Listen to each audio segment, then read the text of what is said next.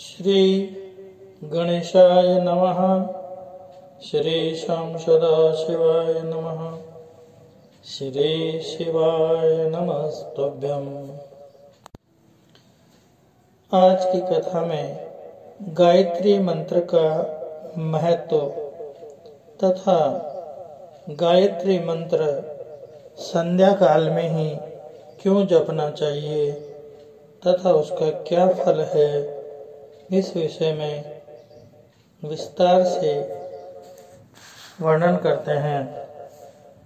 तथा विज्ञान का एक प्रश्न कि सूर्य अस्त होता है और उदय होता है।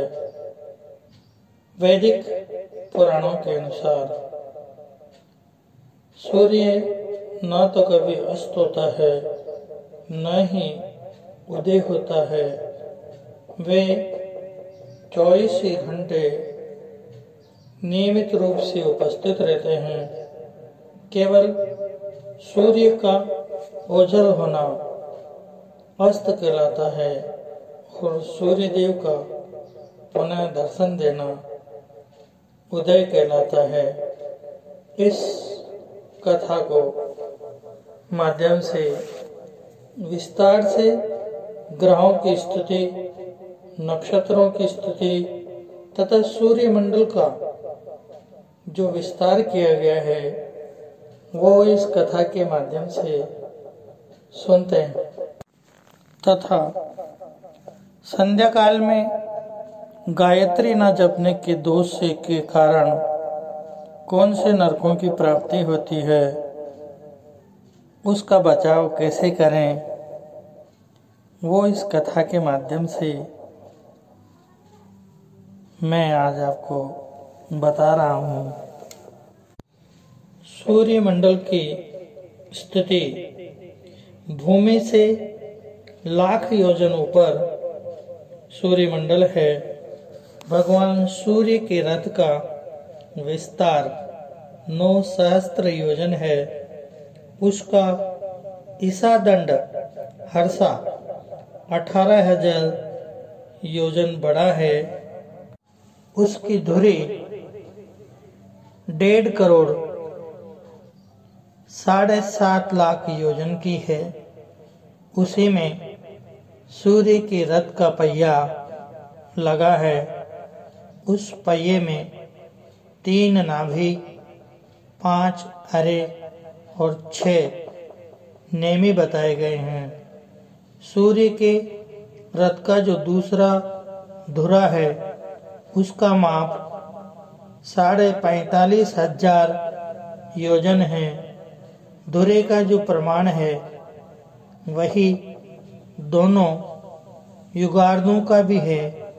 उस रथ का जो छोटा धुरा और युगार्ध है वह ध्रुव के आधार पर स्थित है और दूसरे बाएं धुरे में जो पहिया लगा है वह मानसोत्तर पर्वत पर स्थित है। वेद के जो 7 छंद है वे ही सूर्य रथ के 7 अश्व है। उनके नाम गायत्री, बृहति, उष्णिक, जगति, त्रिष्टुप, अनुष्टुप और पंक्ति, ये छंद ही सूर्य के घोड़े बताए गए हैं। सदा विद्यमान रहने वाले सूर्य का न तो कभी अस्त होता है और न ही उदय होता है। सूर्य का दिखाई देना ही उदय है और उनका दृष्टि से ओझल हो जाना ही अस्त है। इंद्र, यम, वरुण और कुबेर, इनमें से किसी एक की पुरी में प्रकाशित होते हुए सूर्य देव शेष 3 पुरियों और 2 विकोणों कोनों को प्रकाशित करते हैं और जब किसी कोण की दिशा में स्थित होते हैं तब वे शेष 3 कोणों और 2 पुरियों को प्रकाशित करते हैं। उत्तरायण के प्रारंभ में सूर्य मकर राशि में जाते हैं।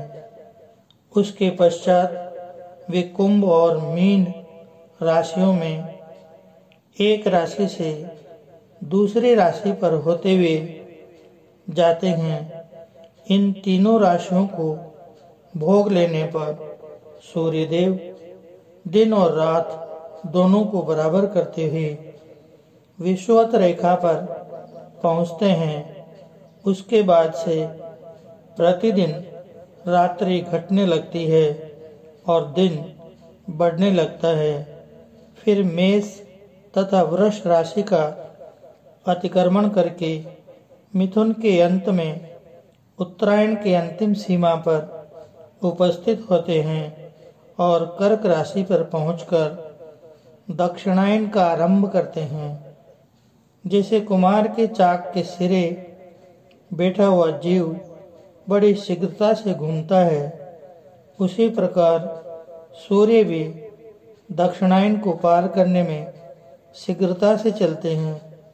वे वायु वेग से चलते हुए अत्यंत वेगवान होने के कारण बहुत दूर की भूमि भी थोड़े में ही पार कर लेते हैं।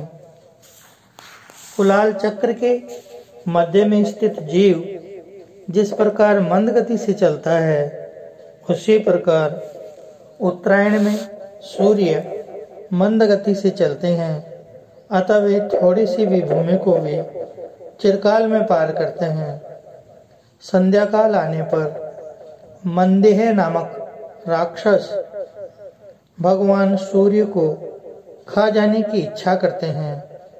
उन राक्षसों को प्रजापति का ये शाप है कि उनका शरीर तो अक्षय रहेगा, परंतु मृत्यु प्रतिदिन होगी। अतः संध्या काल में उन राक्षसों के साथ सूर्य का बड़ा भयानक युद्ध होता है। उस समय द्विज लोग गायत्री मंत्र से पवित्र किए हुए जल का जो अर्घ्य देते हैं, उससे वे पापी राक्षस जल जाते हैं। इसलिए सदा संध्योपासना करनी चाहिए। जो संध्योपासना नहीं करते हैं, वे कृतघ्न होने के कारण रौरव नरक में पड़ते हैं। प्रत्येक मास में भिन्न भिन्न सूर्य, ऋषि, गंधर्व, राक्षस, अप्सरा, यक्ष तथा सर्प, इन सातों से संयुक्त भगवान सूर्य का रथ गमन करता है। धाता, अरयमा, मित्र, वरुण, व्यवस्वान, इंद्र, पूषा, सविता, भग, त्वष्टा तथा विष्णु, ये 12 आदित्य चैत्रादि मासों में सूर्यमंडल में अधिकारी माने गए हैं। सूर्य के स्थान से लाख योजन दूर चंद्रमा का मंडल स्थित है। चंद्रमा का भी रथ 3 पहियों वाला बताया जाता है। उसमें बाईं और दाहिनी ओर कुंद के समान श्वेत 10 घोड़े जुते होते हैं। सूर्य में 7 घोड़े, चंद्रमा में 10 घोड़े। चंद्रमा से पूरे 1 लाख योजन ऊपर संपूर्ण नक्षत्र मंडल प्रकाशित होता है। नक्षत्रों की संख्या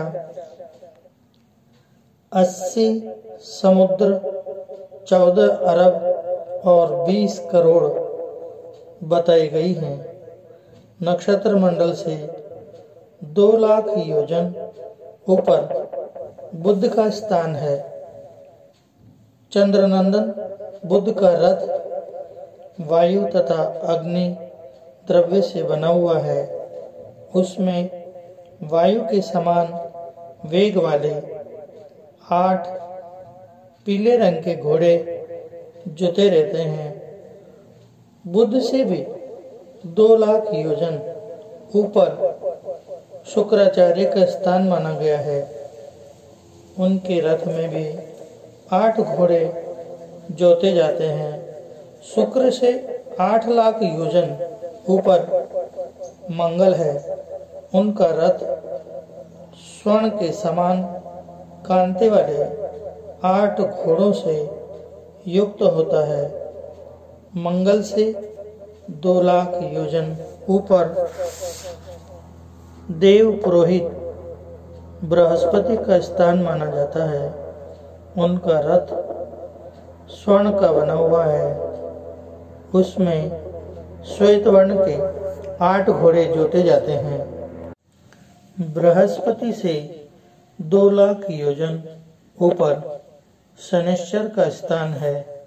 उनका रथ आकाश से उत्पन्न हुए 8 चितकबरे घोड़ों द्वारा जोता जाता है। राहु के रथ में भ्रमर के समान रंग वाले 8 घोड़े हैं। वे एक ही बार जोत दिए जाते हैं तथा सदा उनके दूसर रथ को खींचते रहते हैं। उनकी स्थिति सूर्यलोक के नीचे मानी गई है। शनिश्चर से 1 लाख योजन ऊपर सप्तऋषियों का मंडल है और उनसे भी लाख योजन ऊपर ध्रुव की स्थिति है। ध्रुव समस्त ज्योतिर्मंडल के में केंद्र है।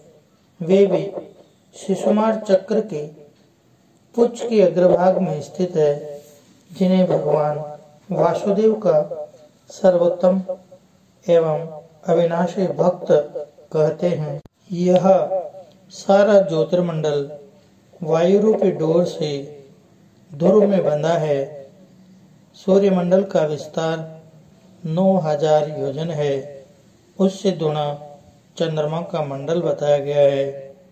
मंडलाकार राहु इन दोनों के बराबर होकर पृथ्वी की निर्मल छाया ग्रहण करके उनके नीचे चलता है।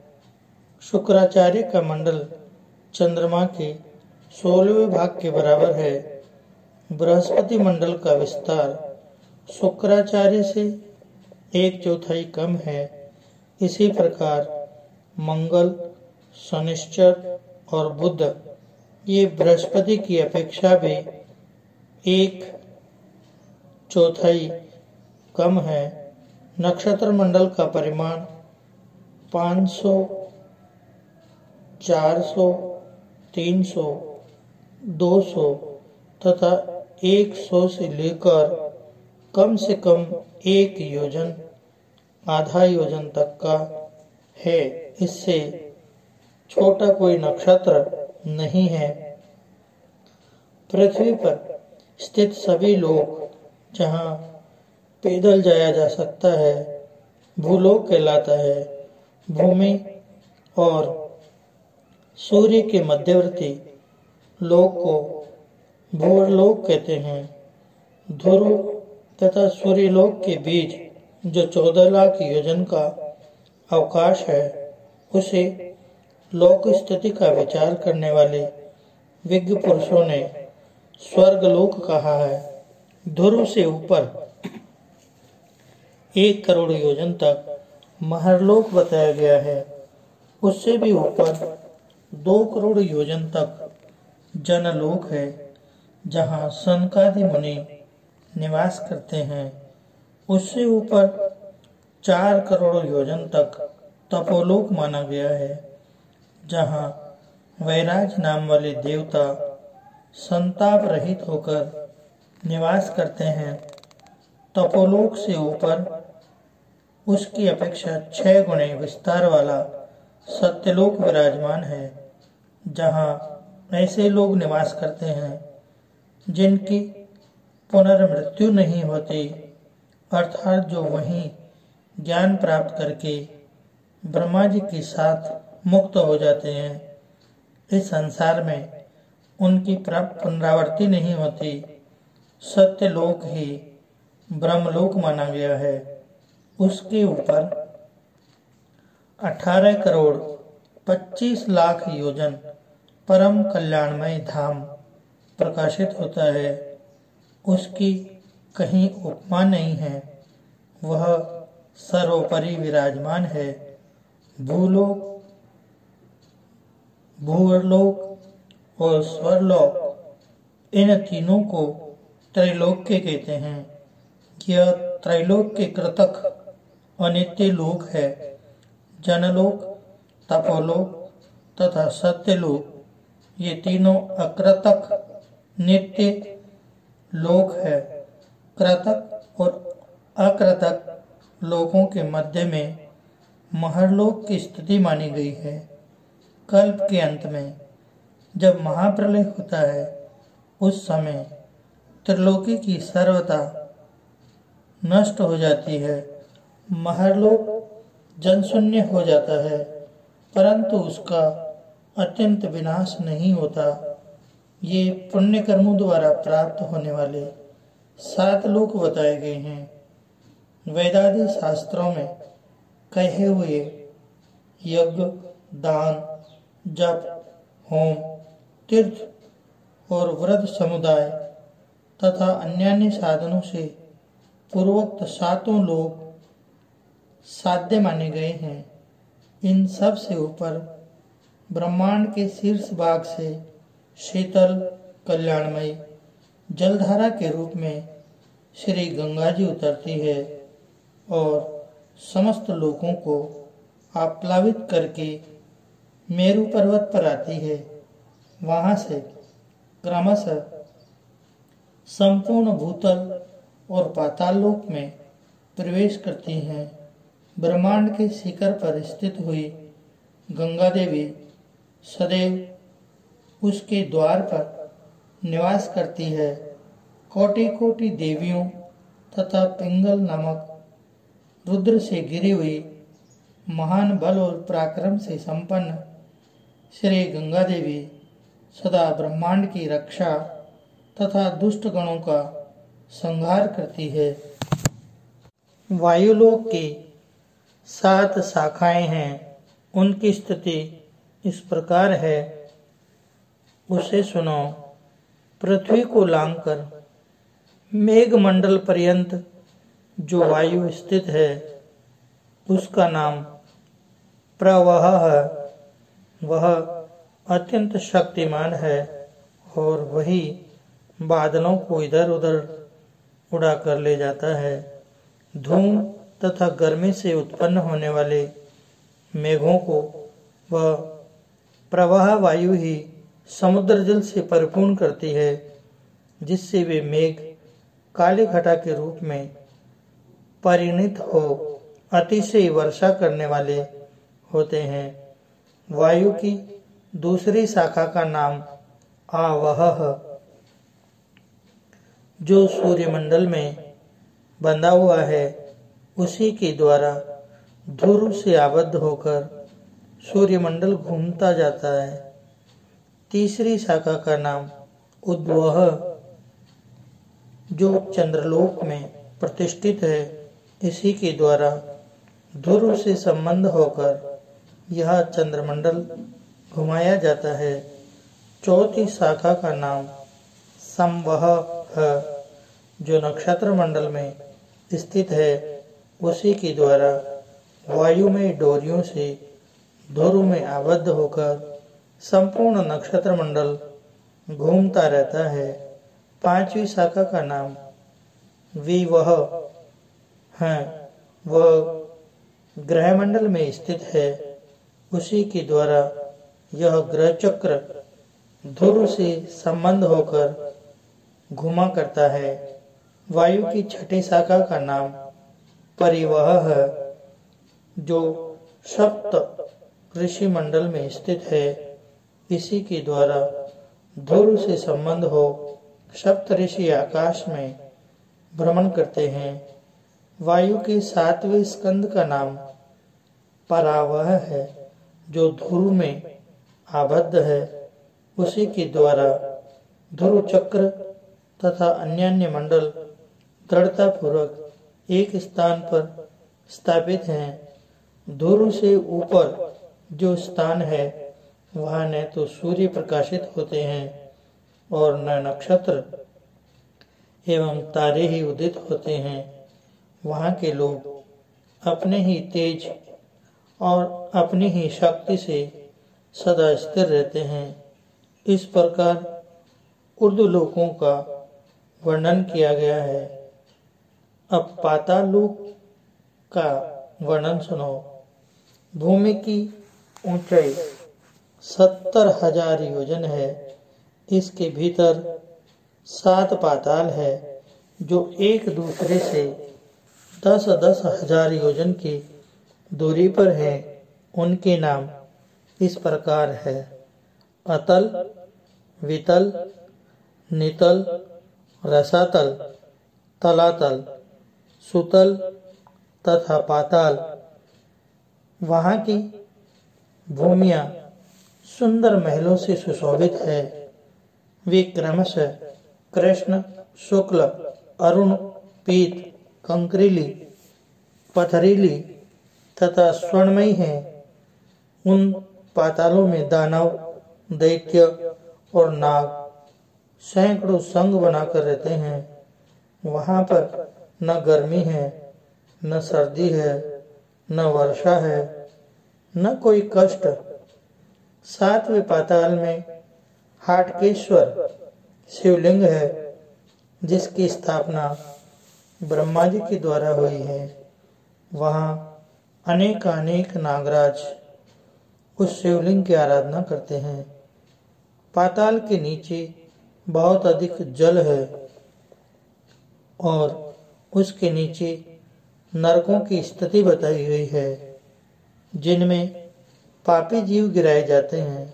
महामते, उनका वर्णन सुनो। यों तो नरकों की संख्या 55 करोड़ है, किंतु उनमें रौरव से लेकर स्वभोजन तक 21 प्रधान है। उनके नाम इस प्रकार है: रौरव, सुकर, रोध, ताल, विषसन, महाज्वाल, तप्त कुंभ, लवण, विमोहक, रुद्रांध, वैतरणी, कर्मेश, कर्मी भोजन, असीपत्रवन, कृष्ण, भयंकर लाला भक्ष, पापमय, व्यूह, वहनी ज्वाला, अधः सिरा, संदंश, कालसूत्र, तपोमय, अवीची, स्वभोजन और प्रतिभा शून्य, अपर, अवीची तथा ऐसे ही और भी नरक बड़े भयंकर है। झूठी गवाही देने वाला मनुष्य रौरव नरक में पड़ता है। गौओं तथा ब्राह्मणों को कहीं बंद करके रोक रखने वाला पापी रोध नरक में जाता है। मदिरा पीने वाला सूकर नरक में और नर हत्या करने वाला ताल नरक में पड़ता है। गुरु पत्नी के साथ व्यभिचार करने वाला पुरुष तप्त कुंभ नामक नरक में गिराया जाता है तथा जो अपने भक्त की हत्या करता है उसे तप्त लोह नरक में तपाया जाता है। गुरुजनों का अपमान करने वाला पापी महाज्वाल नरक में डाला जाता है। वेद शास्त्रों को नष्ट करने वाला लवण नामक नरक में गलाया जाता है। धर्म मर्यादा का उल्लंघन करने वाला विमोहक नरक में जाता है। देवताओं से द्वेष रखने वाला मनुष्य कर्मी भक्ष नामक नरक में पड़ता है। दूषित भावना से तथा शास्त्र विधि के विपरीत यज्ञ करने वाला पुरुष कर्मीश नरक में जाता है। जो देवताओं और पितरों का भाग उन्हें अर्पण किए बिना ही अथवा उन्हें अर्पण करने से पहले ही भोजन कर लेता है, वह लाला भक्ष नामक नरक में यमदूतों द्वारा गिराया जाता है। सब जीवों से व्यर्थ वेद रखने वाला तथा छल पूर्वक अस्त्र शस्त्रों का निर्माण करने वाला विषसन नरक में गिराया जाता है। असत प्रतिग्रह ग्रहण करने वाला अधोमुख नरक में और अकेले ही मिष्टान भोजन करने वाला पूय वह नरक में पड़ता है। मुर्गा, कुत्ता, बिल्ली तथा पक्षियों को जीविका के लिए पालने वाला मनुष्य भी पूय वह नरक में ही पड़ता है। जो दूसरों के घर, खेत, घास और अनाज आदि में आग लगाता है वह रुधिरांध नरक में डाला जाता है। नक्षत्र विद्या तथा नट एवं मल्लों की वृत्ति से जीविका चलाने वाला मनुष्य वैतरणी नामक नरक में जाता है। जो धन और जवानी के मद से उन्मत्त होकर दूसरों के धन का अपहरण करता है वह कृष्ण नामक नरक में पड़ता है। व्यर्थ ही वृक्षों को काटने वाला मनुष्य अशिपत्र वन में जाता है। जो कपटवृत्ति से जीविका चलाते हैं वे सब लोग वहनी ज्वाल नामक नरक में गिराए जाते हैं। पराई स्त्री और पराये अन्न का सेवन करने वाला पुरुष संदंश नरक में डाला जाता है। जो दिन में सोते हैं तथा व्रत का लोभ किया करते हैं और जो शरीर के मद से उन्मत्त रहते हैं वे सब लोग स्वभोजन नामक नरक में पड़ते हैं। जो भगवान शिव और विष्णु को नहीं मानते उन्हें अवेची नरक में जाना पड़ता है। इस प्रकार के शास्त्र निषिद्ध कर्मों के आचरण रूप पापों से पापी जीव सहस्त्रों अत्यंत घोर नरकों में अवश्य ही गिरते हैं। अतः जो मनुष्य इन नरकों से छुटकारा पाना चाहते हैं उसे वैदिक मार्ग का अवलंबन करके भगवान विष्णु और शिव दोनों की आराधना करनी चाहिए। नरकों के निम्न भाग में कालाग्नि की स्थिति है। कालाग्नि के नीचे मंडूक और मंडूक के नीचे अनंत है, जिनके मस्तक के अग्रभाग में ये संपूर्ण जगत सरसों की भांति प्रतीत होता है। इस प्रकार अनंत प्रभाव के कारण वे इस मानव जगत में अनंत कहलाते हैं। पद्म, कुमुद, अंजन और वामन ये दिग्गज भी वहीं स्थित है। इनके निम्न भाग में अंडकटाह है, जहाँ एक वीरा नाम वाली देवी विराजमान है। अंडकटाह का परिमाण 44,89,80,00,000 है।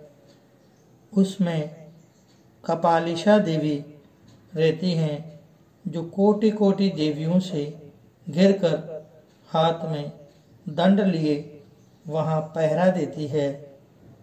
अनंत नाम वाले भगवान संकर्षण के निःश्वास वायु से प्रेरित होकर दाहक अग्नि प्रज्वलित हो उठती है।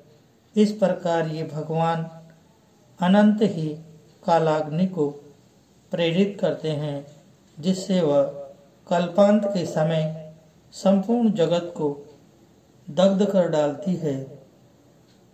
इस प्रकार पाताल के अधोभाग में स्थान का निर्माण हुआ है। जिन्होंने इस परम आश्चर्य में ब्रह्मांड की स्थापना की है, उन ब्रह्मा, विष्णु तथा महादेव जी को मैं नित्य नमस्कार करता हूँ। विष्णु लोक और रुद्र लोक इस ब्रह्मांड के बाहर बताया जाता है। सदा भगवान विष्णु और शिव की उपासना करने वाले मुक्त पुरुष ही वहां जाते हैं। उस दिव्य धाम का वर्णन केवल ब्रह्मा जी ही कर सकते हैं। वहाँ गति नहीं है। वह संपूर्ण ब्रह्मांड सब ओर से कड़ाहा द्वारा ढका हुआ है।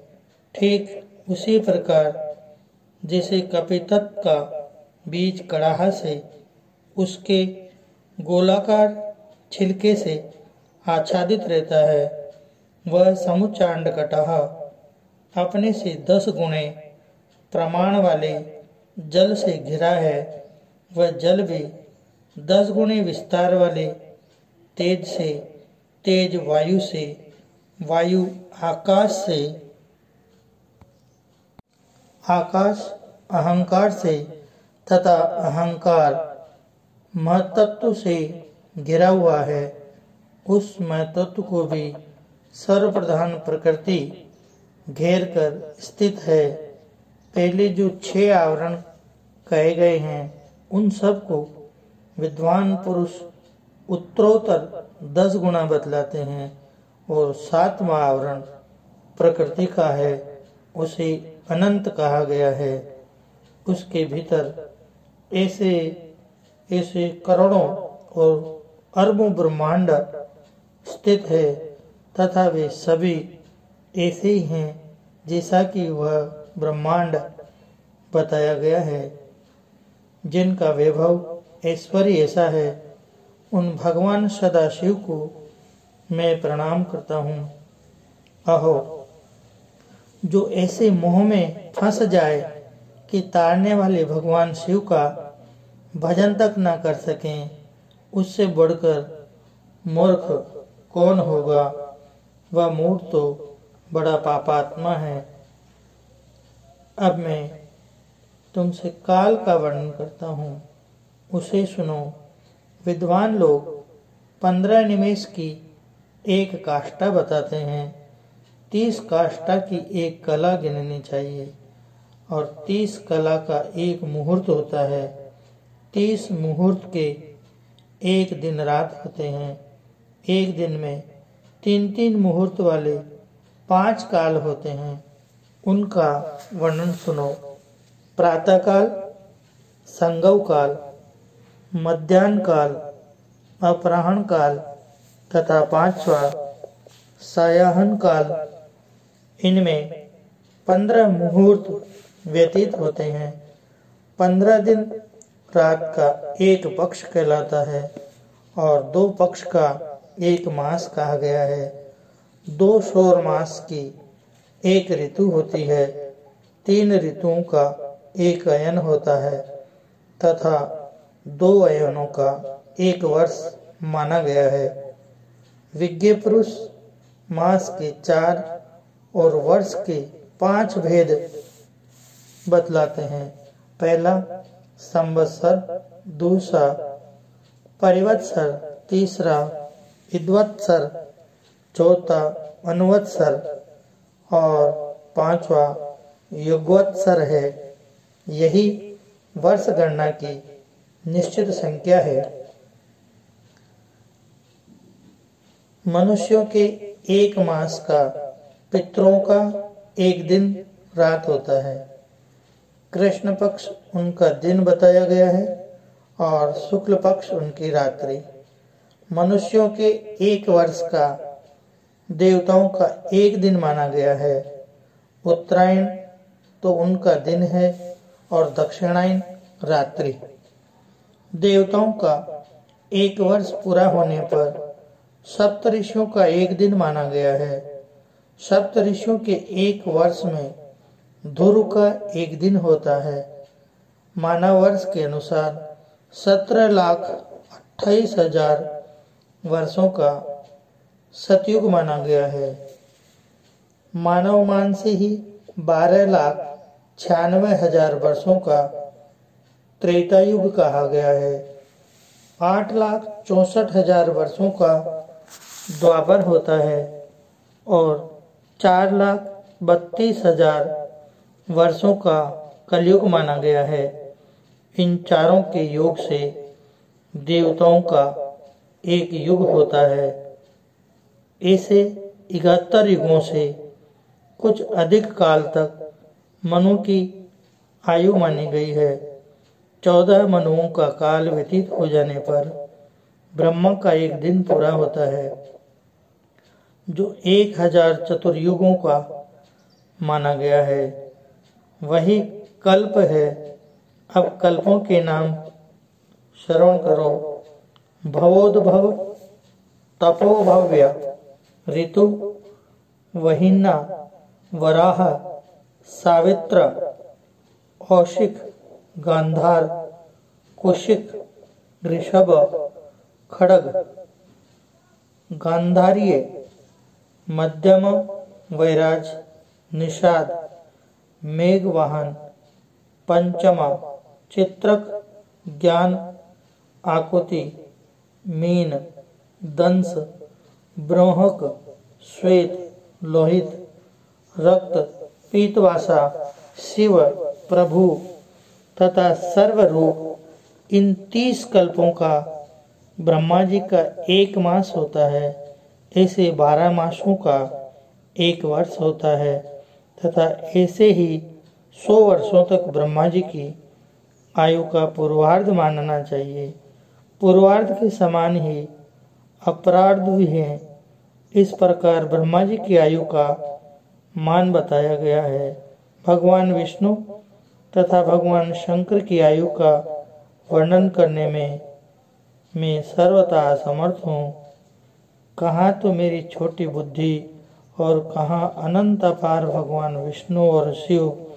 ये तो कालातीत एवं महाकाल स्वरूप है।